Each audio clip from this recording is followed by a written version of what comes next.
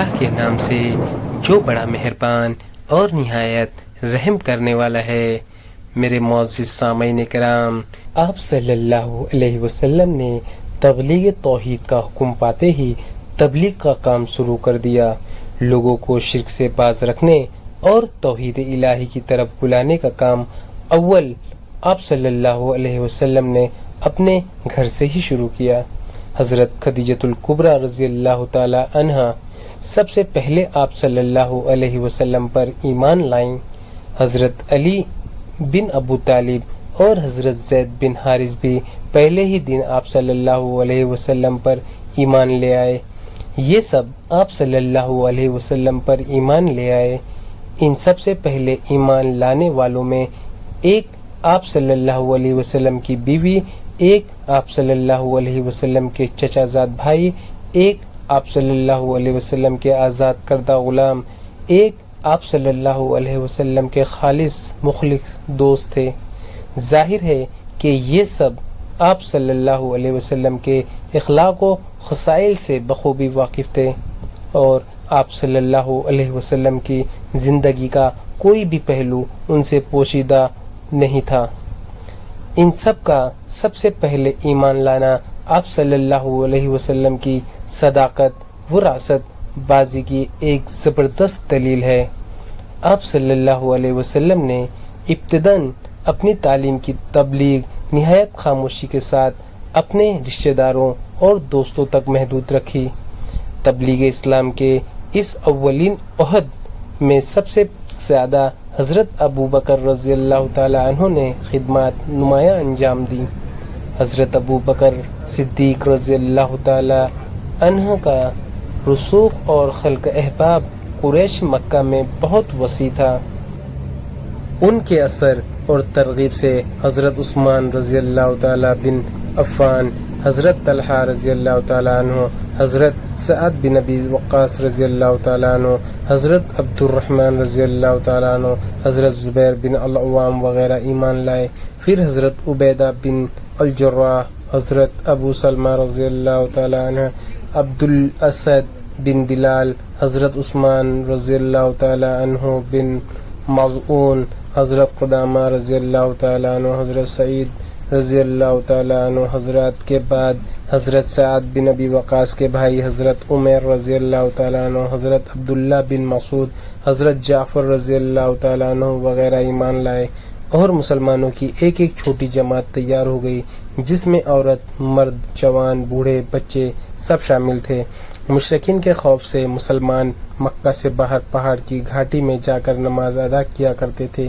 3 سال تک اسلام کی تبلیغ اسی طرح چھپے چھپے ہوتی رہی، اور لوگ رفتہ رفتہ شرک اور بت پرستی سے بیزار ہو کر اسلام میں داخل ہوتے رہے۔ اس 3 سال کے عرصے میں قریش کی ہر مجلس اور ہر ایک صحبت میں سے ایک ننھے دین کا چراغ اور ردت قرا ہوتا رہا۔ مسلمان چونکہ خود اپنے اسلام کا اعلان نہیں کرتے تھے، لہذا بہت سے مسلمانوں کو آپس میں بھی ایک دوسرے کے مسلمان ہونے کا علم نہ ہوتا تھا۔ قریش ابتدا میں اس تحریک اسلام کو کچھ زیادہ اہم اور خطرناک نہیں سمجھتے تھے، لہذا وہ زبانی طور پر ایذا رسانی کرتے تھے۔ یہ حیثیت مجموعی قوم کی قوم در پہ استحصال نہیں ہوتی تھی۔ قریش میں بعض ایسے شرارت پیشہ لوگ تھے جو وہ قابو پا کر مسلمانوں کو ایذائے جسمانی بھی پہنچاتے تھے۔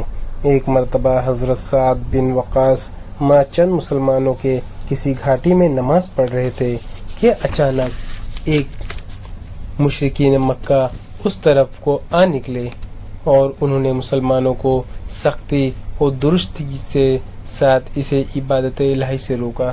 حضرت سعد بن وقاص نے اس کا مقابلہ کیا، اور ایک کافر حضرت سعد کی تلوار سے زخمی ہوا۔ یہ سب سے پہلی تلوار تھی جو اللہ کی راہ میں چلی تھی۔ ایک مرتبہ آپ حضرت صلی اللہ علیہ وسلم اور حضرت علی رضی اللہ تعالی عنہ کسی گھاٹی پر نماز پڑھ رہے تھے۔ اتفاقاً ابو طالب اس طرف آ نکلے اور خاموش کھڑے ہوئے دیکھتے رہے۔ جب آپ صلی اللہ علیہ وسلم نماز ختم کر چکے تو پوچھا کہ یہ کیا مذہب ہے جو تم نے اختیار کیا ہے؟ آپ حضرت صلی اللہ علیہ وسلم نے کہا یہ دین ابراہیمی ہے۔ ساتھ ہی ابو طالب سے کہا کہ آپ بھی اس دین کو قبول کر لیں۔ ابو طالب نے کہا میں اپنے باپ دادا کا مذہب نہیں چھوڑوں گا، لیکن حضرت علی کی طرف مخاطب ہو کر کہا کہ بیٹا تم محمد صلی اللہ علیہ وسلم کا ساتھ نہ چھوڑنا، مجھ کو یقین ہے کہ محمد صلی اللہ علیہ وسلم تم کو نیکی کے سوا کسی برائی کی ترغیب ہرگز نہ کریں گے۔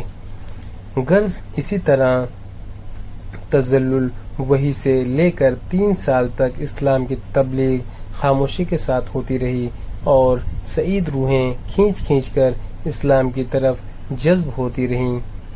میرے محترم بھائیوں، بزرگوں اور دوستوں، اسی لیے ہمیشہ یہ کہا جاتا ہے کہ اپنے آباء و اجداد کے جو حکم ہیں، ان کی جو نصیحتیں ہیں، ان پہ برملا آوری کریں اور ان کی بتائے ہوئے راستوں پر عمل کریں۔